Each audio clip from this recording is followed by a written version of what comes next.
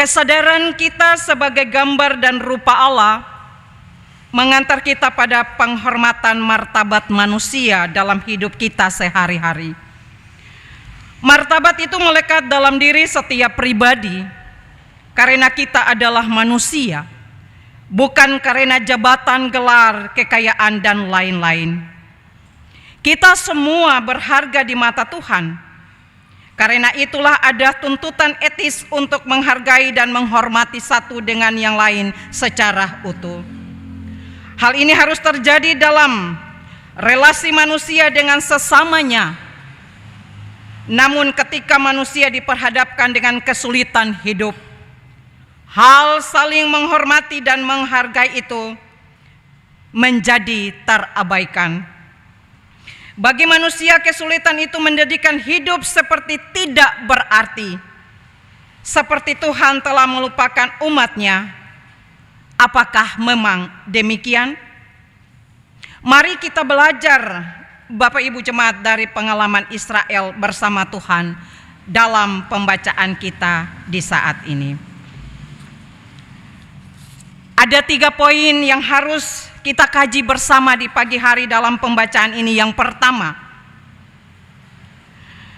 Kitab Keluaran ditulis untuk memberi kesaksian tentang tindakan-tindakan Allah yang bersejarah untuk menebus Israel dari Mesir dan menjadikan Israel sebagai bangsa pilihannya. Kitab ini juga ditulis sebagai penyataan diri Allah yang bertahap-tahap, yang mencapai puncaknya di dalam diri Yesus Kristus.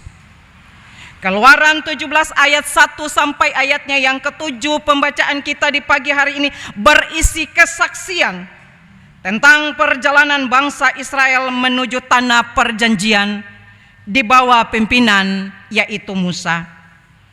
Mereka berjalan dari satu tempat persinggahan ke tempat persinggahan yang lain menurut perintah Tuhan, dan di Rafidim adalah tempat persinggahan bangsa Israel yang terakhir sebelum mereka mencapai Gunung Sinai.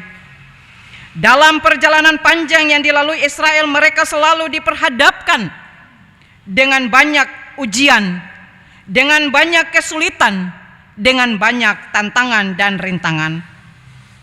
Sama halnya ketika mereka tiba di Rafidim, di daerah itu tidak ada air untuk diminum.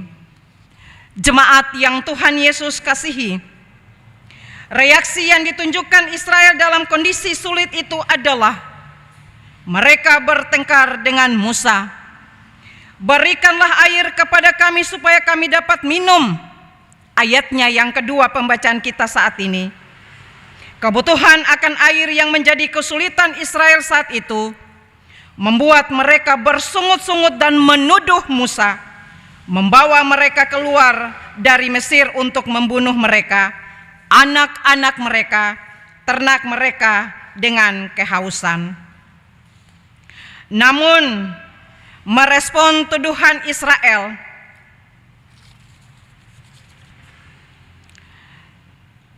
Musa dengan berkata, "Mengapakah kamu bertengkar dengan aku?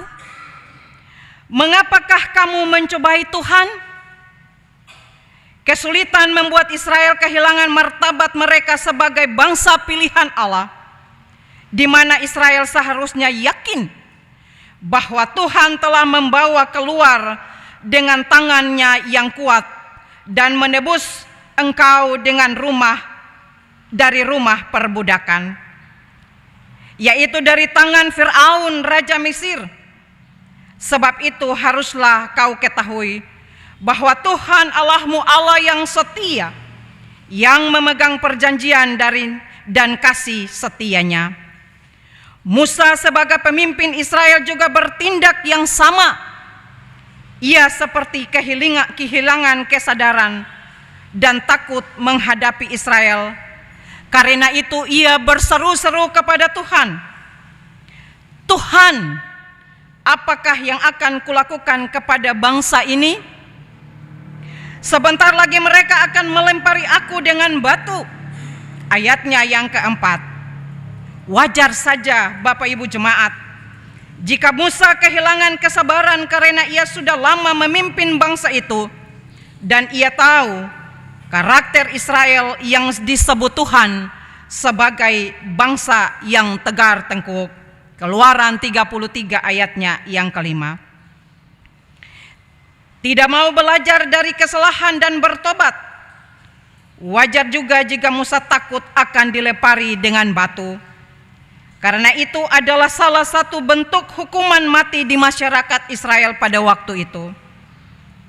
Hal baik yang Musa lakukan di tengah kondisi ini adalah dia berseru-seru meminta pertolongan Tuhan dan mencari kehendak Tuhan.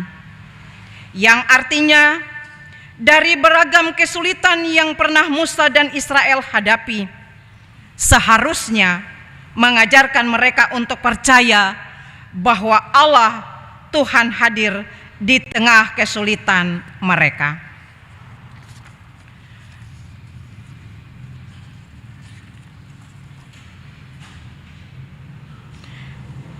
Jemaat yang diberkati Tuhan,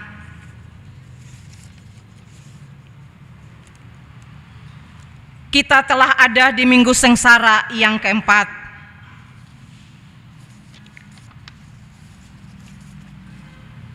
Dengan tema jalan salibnya membuat manusia hidup bermartabat, dan subtema Allah hadir di setiap kesulitan manusia. Dengan demikian, ada 3 hal penting yang patut kita lakukan.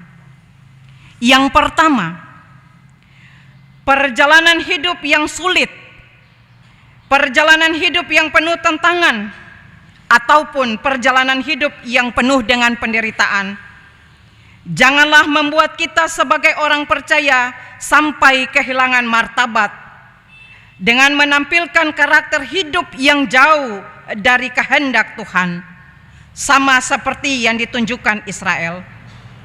Kesulitan dan tantangan mengajarkan kita orang percaya untuk tetap berharap dan mengarahkan pandangannya kepada Tuhan.